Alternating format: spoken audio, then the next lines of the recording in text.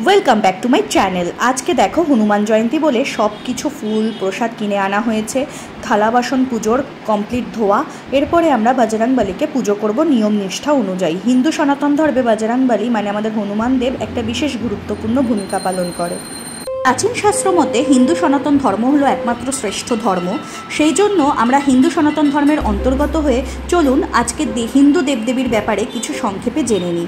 বজরংবলী সম্পর্কে আমরা একটু জেনে নিই। বজরংবলী মহাদেবের অন্যতম অবতার হিসেবে মনে করা হয়। শ্রী রামচন্দ্রের পরম ভক্ত হলেন অষ্ট চিরঞ্জীবীর মধ্যে একজন। হনুমানজি হলেন অমর, তার মৃত্যু নেই। হনুমানজি বাল্মীকি রামায়ণ রচনা করার আগেই রামায়ণ রচনা করেছিলেন। একে বলা হয় হনুমান রামায়ণ। এছাড়া যে সকল ভক্তরা তাকে মন থেকে অনুসরণ করে থাকেন তাদের সমস্ত বিপদ থেকে তিনি রক্ষা করেন। এরকম বিশ্বাস নিয়েই আমরা আজকের দিনে পুজো দিতে চলে এসেছি মন্দিরে। হনুমান জয়ন্তীর দিন বাইরে কিন্তু প্রচণ্ড রোদ, তেমনি গরম। সমস্ত গরম আর রোদকে উপেক্ষা করে গিয়ে হনুমান মন্দিরে চলে আসলাম। এসে দেখলাম আমাদের মতন সকল ভক্তরা পুজো দেবে বলে লাইন দিয়ে আছে। তো আমরাও এই সমস্ত গরম উপেক্ষা করে গিয়ে মন্দিরের ভেতরে ঢুকে পড়লাম। আর ঢোকার আগে দেখছি কি সুন্দর করে ব্যারিকেড করা আর চারিদিকটা সাজানো ফুল দিয়ে, কারণ আজকে সন্ধেবেলায় ভোগ বিতরণ করা হবে। তো আমরা মন্দিরে ঢুকে গেলাম পুজো দেওয়ার জন্য যথারীতি।